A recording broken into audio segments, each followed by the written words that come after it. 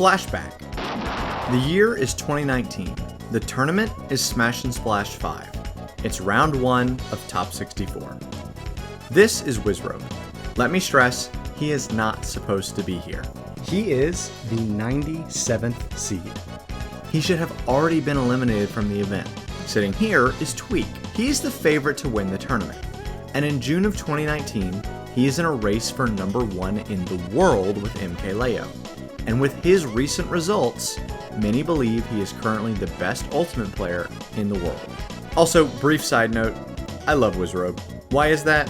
I think despite the fact that he plays 3 different Smash games at the highest level possible, and those games could not be more different, there's a certain Wizzrobe flair to everything that he does. Smash 64, Melee, and Ultimate are all drastically different games. However, despite this, there is a part of his personality that demands to be respected despite the restraints of whatever engine he's playing in. When Wizzrobe's playing, Yoshi, Falcon, and Wolf all look shockingly similar. Also, I want to stress that this is very strange. Smash games are all technically part of the same series, but calling them sequels in a fighting game context is a bit of a stretch. I love this aspect of Smash as well. When Street Fighter VI released, many of the top Street Fighter V players were immediately the best players of Street Fighter VI. This is obviously not a bad thing, as some continuity between games can, keep storylines alive and build hype. However, as you can tell with Melee and Ultimate, there's a very distinct, separate group of top players. There's little crossover, because the games are just too different. But despite the games being so different, the skeleton of these games are the same. It's just similar enough so that you can tell that Mango's Wario has that classic Mango aggression and reads-based playstyle, or that Leffen's Pokemon Trainer has that marquee Leffen precision and snappy decision-making. I think the Wizzrobe gene is also present in whatever character he plays in whatever game he picks. So I'm going to break down 2 parts of his gameplay, core parts, that separate him from other top players. Number 1, Wizzrobe is a very strong game planner. Wizzrobe is playing his game, and when he brings a game plan, he sticks to it.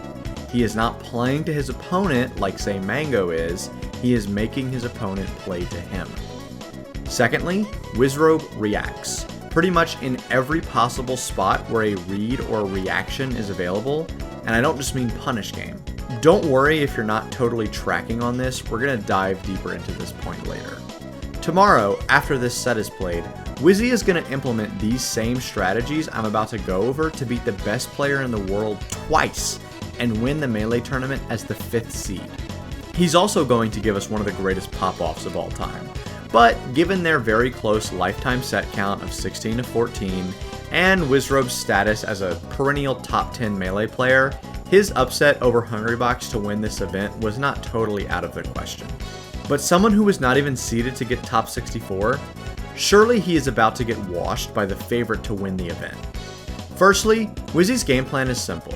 He wants to hold center stage, he wants to shoot Wolf's laser to entice his opponent to approach, and then he wants to punish them for that approach. You will notice that, at the start of Game 1, Tweak immediately challenges Wizzrobe's control of center stage, and Wizzy is forced to react quickly. However, Game 2, once Tweak switches to Wario, he chooses not to approach Wizzy in center for a long period of time. But Wizzrobe sticks to his game plan and he refuses to chase Tweak into the corner. He shot his laser until Tweak was forced to approach and he punished him accordingly. This is very much like how Wizzrobe plays Melee as well. I want to make it clear, Wizzy does not plank like Mewtwo King or stall like Hungrybox, but he's also not rushing down his opponent in the corner like Mango. He is frequently holding space, generally around center stage, always dash dancing, and he challenges his opponent to encroach on his space and force him to react accordingly. The second note is that Wizzrobe is a reactor, and let me take a quick second to explain what I mean. A super easy example is how Wizzy chooses to play Falcon in Melee. When Captain Falcon gets a grab on Fox, he can choose to read the Fox's tech option for a massive punish, or he can react to Fox's tech roll with a regrab. Many top-level Falcons fall somewhere on the spectrum between reads, a mix of reads and reactions, or just pure reaction tech chasing. Wizzy is all the way on this end of the spectrum, and it makes his punish game in Melee very consistent. However, let me stress that this does not mean that Wizzrobe never makes reads. Smash is a game that forces you to read your opponent eventually.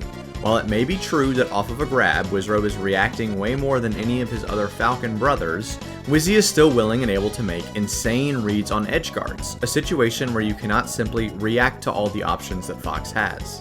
Back in Smash Ultimate, Wizzrobe's affinity for reactions are perfectly summarized in how he handles juggle situations.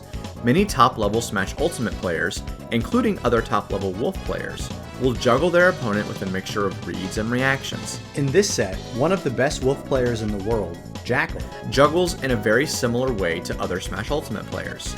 He is able to string together 2 true combo up airs, and then he makes a hard read that Tilde is not going to air dodge or do a move. Why would he read that? Well, if Tilde did air dodge or use a move, and Jackal waited, he could have punished the air dodge or the move he used. This mix-up of doing nothing versus doing an air dodge or a counter hit creates one of the most classic 50-50s in Smash Ultimate. However, Wizzy is not a man that likes to leave his success up to fate, and in as many of these juggle situations as possible, he tries to simply react to his opponent's options. Now, I must stress this is not always possible, so it's not like Wizzy is going to be able to react every single time, but when he can, he does. You will notice here at the beginning of the set that Wizzrobe has put Tweak into a juggle situation. He could jump early and make a read just like I showed you Jackal did, or he could wait until Tweak lands and punishes his option, but Wizzy is trying to react perfectly. He's just standing there, menacingly! You'll notice that here, he's just slightly late with this up tilt.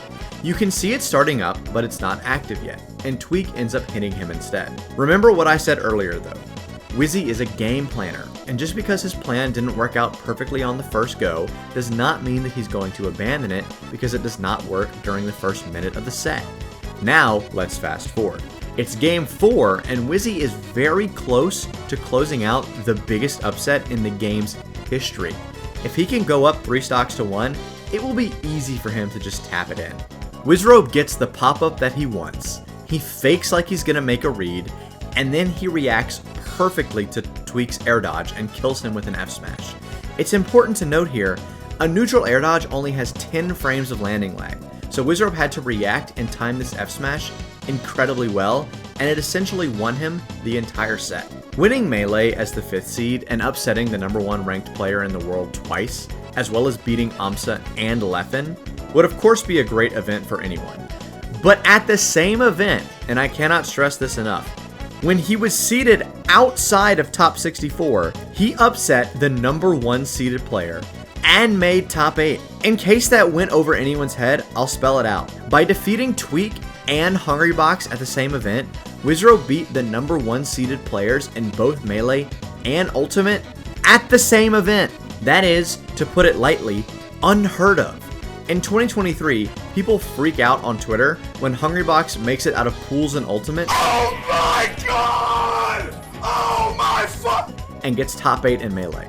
Making top 8 in both games while upsetting the #1 seed in both events, I can confidently say we will never see this again at a major tournament for both games.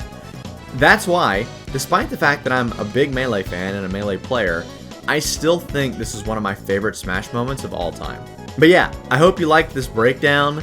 I know my last video was a little controversial, some might say, so I'm hoping this one's a little easier to digest for you all that chose to watch it. Again, thank you for watching the whole thing. And if you liked it, please like, obviously, and if you really liked it, sub. More vids like this coming soon. Soon TM.